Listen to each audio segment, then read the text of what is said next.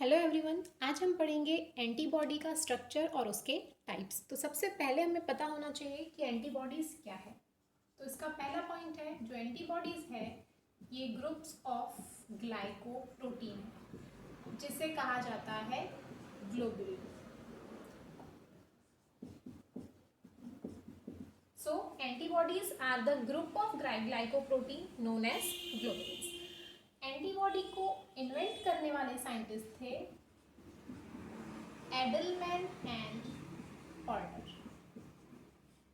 इन्होंने एंटीबॉडी को इन्वेंट किया था, और क्योंकि एंटीबॉडी ग्लोबुलिन है इसीलिए इसका और एक नाम है antibodies are also known as immunoglobulin. इसे इम्यूनोग्लोबुलिन भी बोला जाता है। Immunoglobulin means, globulin means protein, ऐसे प्रोटीन जो इम्यून सिस्टम में काम आते हैं, जो हमारी रोग प्रतिरोधक क्षमता को बढ़ाते हैं, इसलिए इसका नाम पड़ा इम्यूनोग्लोबुलिन। और ये जो टर्म है इम्यूनोग्लोबुलिन, ये देने वाले साइंटिस्ट थे हर्मेंस, जिन्होंने 1956 में ये टर्म दिया था इम्यूनोग्लोबुलिन। तो again it is important for NEET, ये दो पॉइंट को नोट कर लो, नीट के लिए इंपॉर्टेंट पॉइंट है। नाउ अब हम देखेंगे एंटीबॉडी का स्ट्रक्चर कैसा है। तो आप डायग्राम में देख रहे हैं एंटीबॉडी का जो स्ट्रक्चर दिख रहा है हमें कैपिटल वाई शेप का दिख रहा है। तो हमारा अगला पॉइंट है it is Y shaped structure. IMP कर दीजिए इस पॉइंट को, it is IMP point. So जो एंटीबॉडीज होते हैं वो अल्फाबेट कैपिटल वाई की तरह दिखते हैं। अब क्वेश्चन ये है कि एंटीबॉडीज का प्रोडक्शन कहाँ होता है। तो जो एंटीबॉडीज होती है उसे बनाता है हमारा blood plasma cell. Blood plasma cell antibody का प्रोडक्शन करता है और वो एक सेकेंड में 2000 एंटीबॉडी का प्रोडक्शन करता है। Again this is important for NEET. 2000 antibodies per second produce करेगा प्लाज्मा सेल जो हमारे ब्लड में होता है। अब हमारे जो ऑर्गेन्स होते हैं वो ऑर्गेन कौन कौन से होते हैं जहाँ एंटीबॉडीज का प्रोडक्शन होता है। तो हमारे इम्यून सिस्टम के दो ऑर्गेन होते हैं, एक होता है लिम्फ नोड और दूसरा होता है स्प्लिन। ये ऑर्गेन इम्यून सिस्टम के होते हैं और ये लार्ज अमाउंट ऑफ एंटीबॉडीज का प्रोडक्शन करते हैं। जो एंटीबॉडीज होती है उसका मॉलिक्यूलर वेट होता है, मॉलिक्यूलर वेट होता है 1,50,000 से लेकर 9 लाख डेल्टन तक। So the molecular weight of antibody is 1,50,000 to 9 lakh. So these are the common characteristic of antibodies. Now we learn about the structure of antibodies. The antibodies are glycoprotein. It means it's a protein. तो यहाँ आप diagram देख रहे हैं, इस diagram में Y shape structure दिख रहा है। तो जो प्रोटीन्स होते हैं वो बनते हैं अमीनो एसिड से। इट मीन्स एंटीबॉडी भी बनी है अमीनो एसिड्स की चेन से। तो जो अमीनो एसिड की चेन होती है उसमें एक एंड होता है कार्बोक्सिल ग्रुप, जिसे यहाँ सी से डिनोट किया गया है, और उसी का दूसरा एंड होता है अमीनो ग्रुप, इसलिए यहाँ पर डिनोट किया गया है एन से। Now we will study about the structure of antibody. अब एंटीबॉडी के स्ट्रक्चर को हमको याद कर लेना है डायग्राम के थ्रू। तो सबसे पहले डायग्राम की तरफ ध्यान देना है। ये एक लंबा चेन दिख रहा है, जो लॉन्ग चेन होगी उसे बोलेंगे हैवी चेन, एच चेन, और ये जो दो शॉर्ट चेन दिख रही है इसे बोलेंगे light chain. So the first point is कि जो एंटीबॉडी होती है उसमें दो हैवी चेन होती है जो लॉन्ग होती है, और दो होती है लाइट चेन शॉर्ट होती है। सो antibody is made up of 4 chain, 2 heavy chain and 2 light chain। तो इसीलिए इसके लिए हम वर्ड यहाँ पर यूज करेंगे tetra peptide. Tetra means 4, tetra peptide. तो जो लाइट चेन और हैवी चेन होती है ये आपस में जुड़ी होती है डाइसल्फाइड बॉन्ड के थ्रू। 3 डाइसल्फाइड लिंकेज होता है 1, 2 एंड 3। ये लाइट और हैवी चेन को आपस में कंबाइन करता है। तो यहाँ जो बॉन्ड है वो कौन सा बॉन्ड है? Disulphide bond. Now the first point is ये 2 हैवी चेन से बना है और 2 लाइट चेन से बना है, इसीलिए इसे कहते हैं टेट्रापेप्टाइड। और हैवी और लाइट चेन आपस में जुड़े हैं डाइसल्फाइड बॉन्ड के थ्रू। अब हम डिटेल में पढ़ेंगे लाइट और हैवी चेन के बारे में। तो सबसे पहले हम देखेंगे लाइट चेन, जिसे एल चेन भी कहा जाता है। So light chain is also denoted as L chain. Now 2 light chain है यहाँ पर, तो जैसा डायग्राम में दिख रहा है, शॉर्ट है ये ब्लू कलर की, तो इसका पहला पॉइंट बन गया एक जैसी होती है, that is identical and short. ये होती है आइडेंटिकल और होती है छोटी। अब ये दोनों लाइट चेन में आपको स्ट्रक्चर दिख रहा है, ये ब्लू एरिया और ये दिख रहा है आपको ग्रीन एरिया। तो ये 2 रीजन होते हैं लाइट चेन में, और ऐसे ही 2 रीजन हमको देखने मिलेंगे हैवी चेन में भी। तो पहले हम लाइट चेन को डिस्कस कर लेते हैं। ये जो 2 रीजन हैं, ये 2 रीजन कहलाते हैं variable reason and constant region. तो लाइट चेन में 2 रीजन होंगे, 2 रीजन। फर्स्ट होगा वेरिएबल रीजन। वेरिएबल रीजन मतलब लाइट चेन का वो हिस्सा जो अपने स्ट्रक्चर को चेंज करेगा अकॉर्डिंग टू द एंटीजन। और सेकेंड एरिया होगा उसका constant region. Constant region means वो एरिया जिसके स्ट्रक्चर में कोई चेंज नहीं आएगा। Now the next point is light chain में अमीनो एसिड्स कितने होते हैं? Again it is important for NEET. तो लाइट चेन में होते हैं टोटल 214 अमीनो एसिड्स। इस पॉइंट को IMP कर लेना है। IMP for NEET. जो लाइट चेन होती है उसमें 214 अमीनो एसिड्स प्रेजेंट होते हैं। अब लाइट चेन में भी 2 टाइप्स होते हैं। पहला टाइप होता है इसका kappa light chain. Kappa light chain. और इसका जो दूसरा टाइप होता है वो होता है लैम्बडा। Lambda light chain. किसी भी एंटीबॉडीज में या तो दोनों light chain kappa light chain होगी या तो दोनों light chain lambda light chain होगी। कप्पा और लैम्बडा दोनों एक साथ किसी भी एंटीबॉडीज में प्रेजेंट नहीं होंगे। तो ये था लाइट चेन का स्ट्रक्चर जो हमने पढ़ा, ये शॉर्ट पोर्शन। अब हम पढ़ेंगे हैवी चेन, मतलब ये long structure. Now the heavy chain is also known as H chain. और क्योंकि ये लॉन्ग होती है तो अब हम देखेंगे हैवी चेन का स्ट्रक्चर।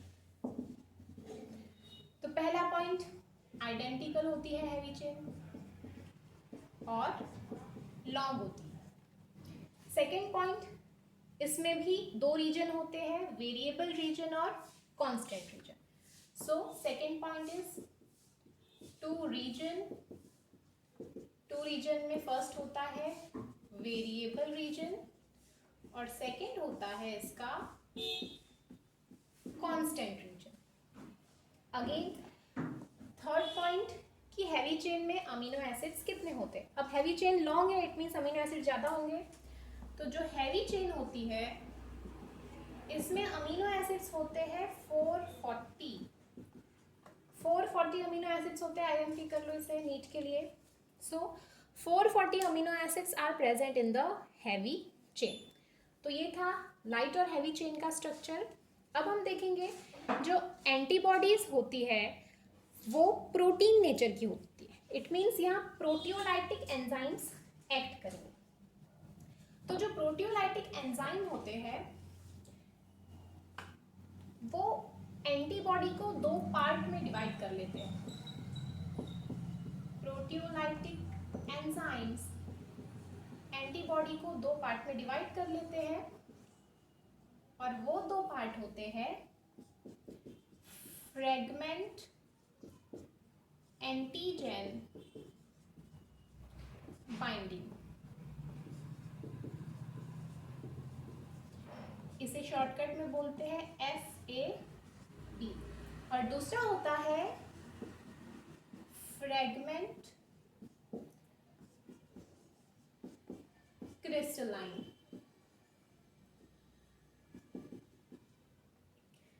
इसे शॉर्टकट में बोलेंगे F और C। सो फ्रेगमेंट एंटीजन बाइंडिंग और फ्रेगमेंट क्रिस्टलाइन, ये दो एंटीबॉडी के पार्ट हो जाते हैं because of the proteolytic enzyme. तो जो FAB means fragment antigen binding area होता है वो हैवी चेन का ये एरिया होता है, दिस कांस्टेंट रीजन, ये जो एरिया होता है ये होता है FC, और FAB that is fragment antigen binding, वो ये हिस्सा होता है, this portion is FAB and this portion is FC because of the enzyme proteolytic.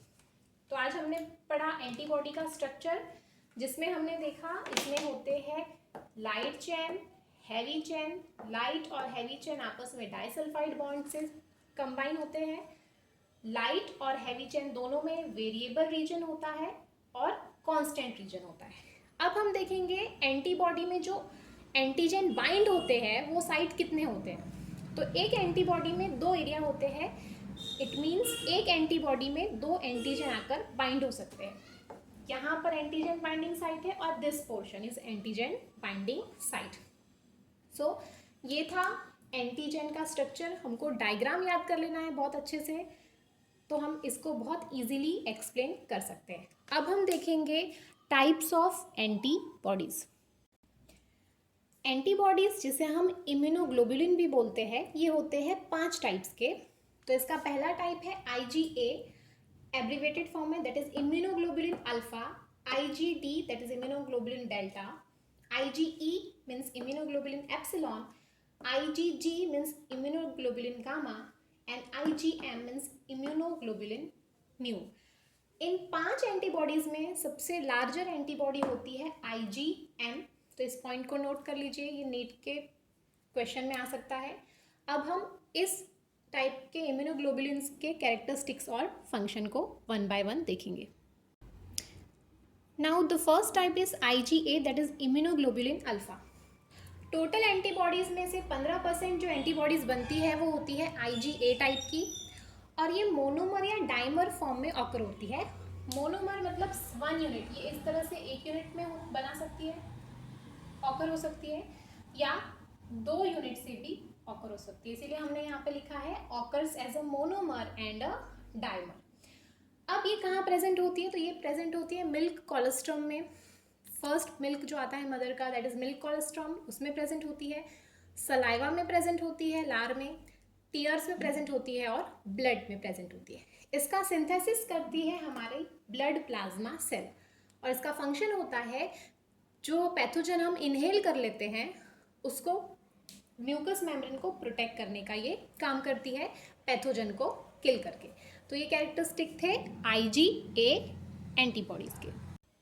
Now the next antibody is IgD that is immunoglobulin delta. Total antibodies का 1% जो antibody होती है वो IgD टाइप की होती है, और ये होती है मोनोमर फॉर्म में occur. Monomer form means this type, एक ही यूनिट से बनेगा ये, इसे बोलेंगे मोनोमर फॉर्म। अब ये प्रेजेंट होती है हमारे ब्लड लिम्फ में और हमारे इंटेस्टिनल फ्लूइड में, और इसका मेन फंक्शन होता है टू एक्टिवेट B सेल्स। जो ब्लड में B सेल्स होते हैं उसको एक्टिवेट करना, ताकि वो B सेल्स एंटीबॉडीज का प्रोडक्शन कर सके। Now the next antibody is IgE। तो जो IgE होती है उसे हम बोलते हैं immunoglobulin alpha, sorry immunoglobulin epsilon. तो इम्यूनोग्लोबुलिन एप्सिलॉन जो होता है दैट इज IgE, ये होते हैं टोटल 0.1%। जितनी भी एंटीबॉडीज बनेगी उसमें 0.1% प्रोडक्शन होगा IgE का।